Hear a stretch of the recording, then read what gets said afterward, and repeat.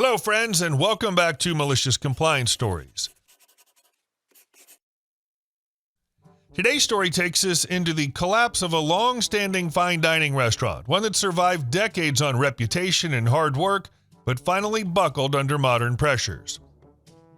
But before we begin, best way to support our channel is to leave comments, like, and subscribe with the turned-on bell so you don't miss the new video every single day. Here we go. They took our restaurant, our legacy, and tried to take our home. My grandparents started the restaurant in the early 1970s. They were immigrants, and what they had was a mastery of classic French technique and a defiant work ethic. My mom and dad took it over from them. For years, it was the kind of place you went for anniversaries, proposals, those quiet triumphs. It was in a charming little plaza, a two-story building draped in ivy with a bespoke tailor, a rare bookshop, and a jeweler for neighbors. At their height, my parents and two silent partners even owned the building. But things changed. The partners wanted out, my dad died suddenly of a heart attack, and everything, the grief and the business, fell on my mother. To buy out the partners and secure a future, they sold the building. We stayed on as the main tenants, but now we answered to a distant corporate landlord, a guy in a suit who understood spreadsheets, not Sabayon. My mother was a widow, playing both father and mother, chef and CEO. For 18 years she held it all together with this quiet grace. I grew up in that kitchen, and as I got older I started working there properly, learning the business from the ground up. We were a team, but outside the neighborhood was shifting. A new strip of casual restaurants opened across town. Fast casual chains ate into our weeknight business. The old regulars were aging, and the new crowd wanted something flashy, not our kind of refinement. It was a slow, painful squeeze. We adapted, simplified the menu, ran specials. We poured in our personal savings, and then we took loans against our home, just trying to stay afloat. Deciding to close wasn't a single moment. It was a slow, suffocating acceptance. The last service felt like a wake. Regulars cried into their napkins. Staff who'd been with us for decades hugged in the kitchen, their tears falling on the last trays of canapes. The silence after everyone left was the loudest thing I've ever heard. Afterwards, we were just lost. Taking the place apart was agony. Every pot, every linen napkin, every case of wine was a memory and $1 we needed to pay the bank and save our house. We were trying to carefully sell off a life's work. And that's when Paul came into the picture. His place, Bellissimo, was across town. It was successful, trendy, Italian where we were French, but still in that same white tablecloth league. We'd eat there now and then, a professional courtesy.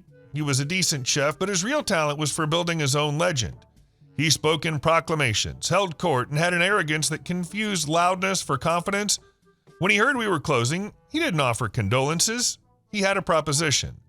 Over a stiff drink, we laid out his vision, a partnership, a revival, a fusion concept, French technique with an Italian soul. He'd bring his loyal customers, we'd bring our legacy and know-how. He said he had a wealthy investor, ready to fund the whole rebirth. To our desperate ears, it was a lifeline. In a bunch of meetings, we showed him everything. The custom kitchen with its French top ranges, the walk-in cooler we'd insulated ourselves, the $80,000 espresso machine, the beautiful oak bar, all the crystal and china. We even showed him the architect's plans from our $1 million renovation just 5 years before. We were completely transparent, thinking we were building trust with a future partner. The price we set for his buy-in was a fraction of what it was worth, a distress sale for a shot at coming back to life. He didn't even haggle, he just delayed. The investor's on vacation, he'd say. The lawyers have the papers, just one more signature. Weeks became months. We were on borrowed time. Our lease was up. We were surviving on a grim month-to-month arrangement, begging the corporate landlord for a little grace. That grace never came. What we got was a terse, formal notice, vacate in 72 hours. Anything left would be considered abandoned. We were shattered. In a frantic scramble, we saved some family photo albums and a few small heirlooms from the office, but all of it, the millions in equipment, fixtures, everything we needed to sell, was locked behind doors we no longer had the key to. We pieced the betrayal together slowly, a mosaic of cruelty. Paul had been in secret talks with our landlords for months. There was no investor, never had been. His plan, beautifully vile in its simplicity, was to wait until we were evicted and then swoop in. He signed a new lease for our space, and the kicker, The landlords, in a move I still can't believe, only charged him his first month's rent. No key money, no fee for the multi-million-dollar restaurant that was sitting there fully equipped. Our lifetime of investment became his opening weekend inventory.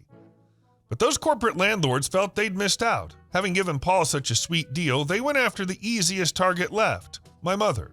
They sued her for the remainder of our original lease.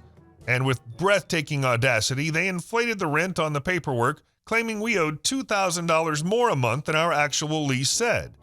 The total demand was $220,000. The letter came to our house. I found my mother at the kitchen table, the legal papers shaking in her hands, silent tears cutting through her makeup she still wore out of habit. Seeing her utter defeat forged something hard and cold in me. The only shield left was bankruptcy. It saved our home, but it scorched her credit and her spirit. Our legacy wasn't just closed, it was erased, and someone was dancing on the ashes. For 5 years, I wanted nothing to do with restaurants. The smell of a commercial kitchen, the clink of glassware, even a linen napkin, it all brought on a nauseating mix of grief and rage. I needed a clean break, a world with different rules. I found it in the early Wild West days of the internet and the precise world of high-end car restoration. I got lucky. Some mentors saw I was hungry to learn. I figured out how to trade domain names, understand SEO before it was really a thing, navigated the weird market for vintage car parts. I was good at it.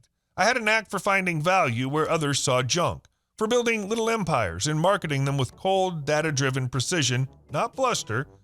The money I made wasn't just cash, it was autonomy. It was fuel. With that fuel, I slowly came back to my first love, but on my terms. I revived our restaurant's name in a new, vibrant city, a sleek homage, not a tired copy. It worked.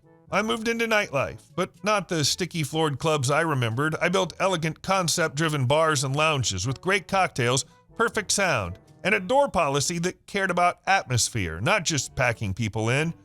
I'd build them, get them running like profitable engines, and often sell them at their peak. It was a game, and I learned to play it with a detached, strategic calm. But somewhere deep down, a pilot light still burned for that old plaza. I kept an eye on Paul from a distance. His takeover of our space was a total disaster. Bellissimo was a ghost town. The soul of our place had rejected his pomp. The industry gossip was a constant low hum. He stole his waitstaff's tips with a fake house pool. He'd fire people right before their probation ended to avoid benefits. He served frozen food as house-made. He was a parasite, sucking the life out of what we built while pretending to be its heart. He even had the nerve, when we rarely crossed paths, to offer me condescending advice, still playing the seasoned maestro to the former busboy. I'd just smile and nod, taking it all in. Meanwhile, the boutique plaza was dying. The corporate landlords did nothing. Maintenance lapsed. One by one, the charming shops closed. The bookshop shuttered, the tailor retired. Only Paul's struggling restaurant and a few others were left in a building that was more than half empty, just decaying from neglect. Then a listing appeared. The whole building was for sale. The corporate landlords were cutting their losses. A plan that had been dormant for years snapped into perfect, clear focus.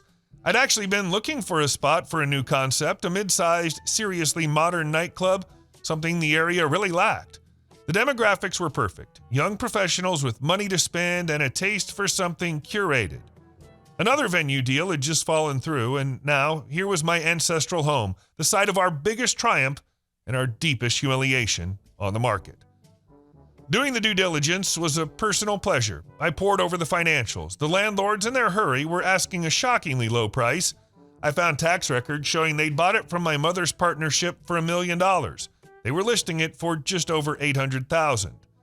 I hired a steely, ruthless negotiator to act for me, a guy who knew nothing of my history but loved the smell of a desperate seller. We lowballed. We cited the high vacancy, the needed roof repair, the outdated electrical. We played hardball on every single inspection contingency. The meeting at the closing table was a perfect, silent irony.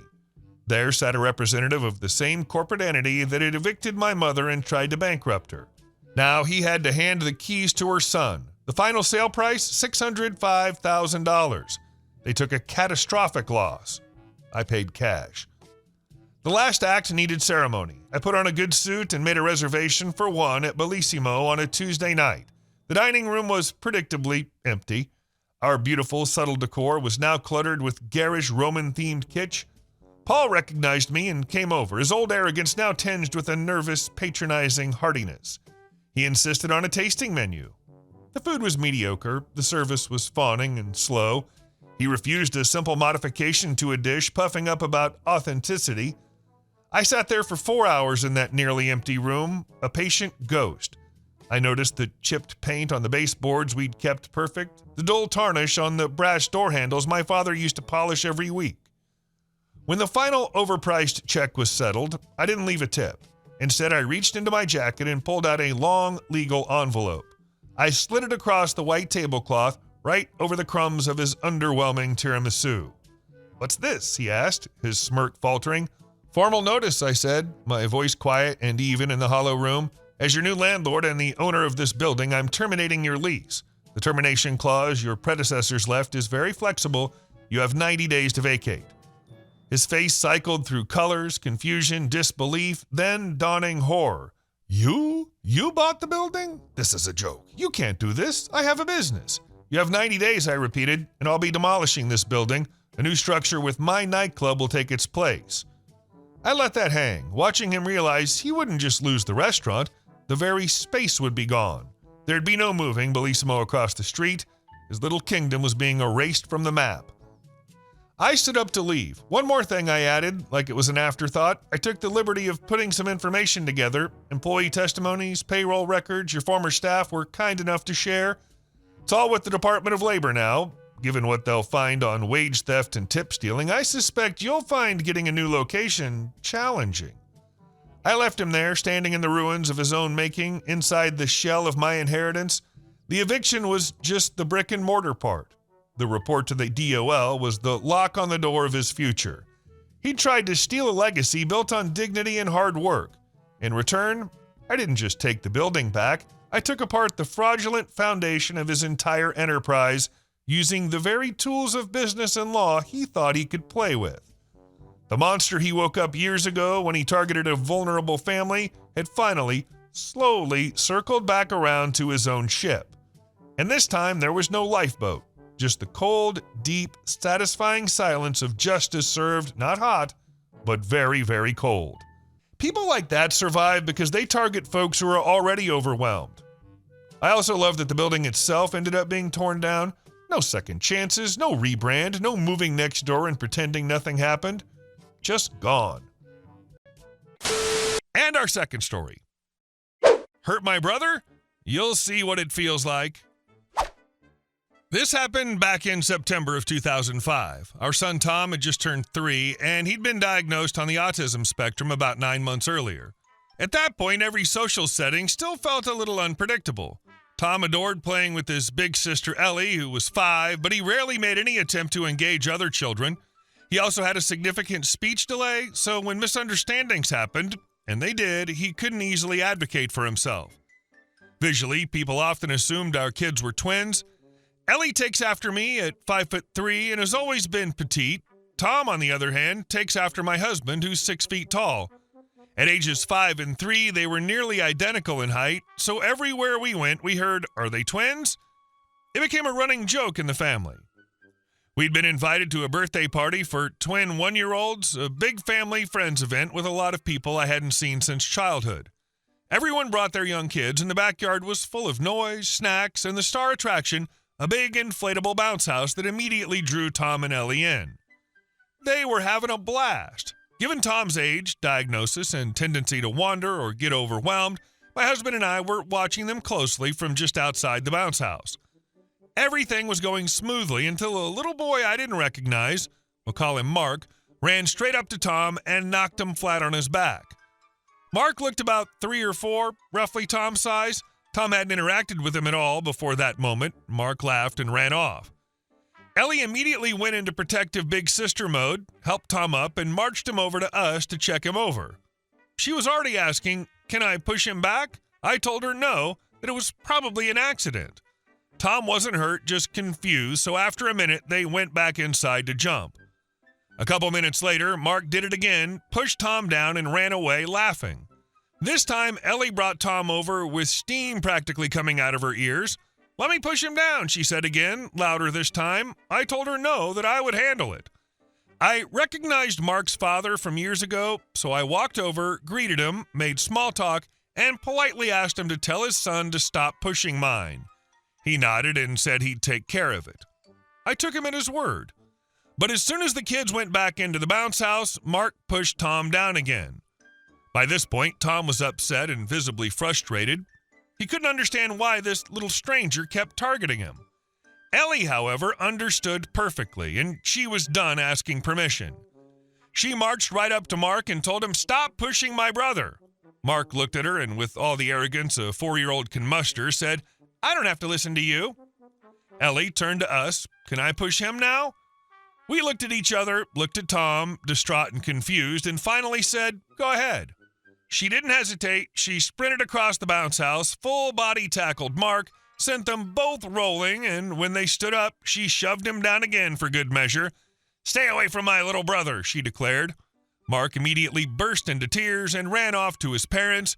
His dad looked over at me, expecting outrage.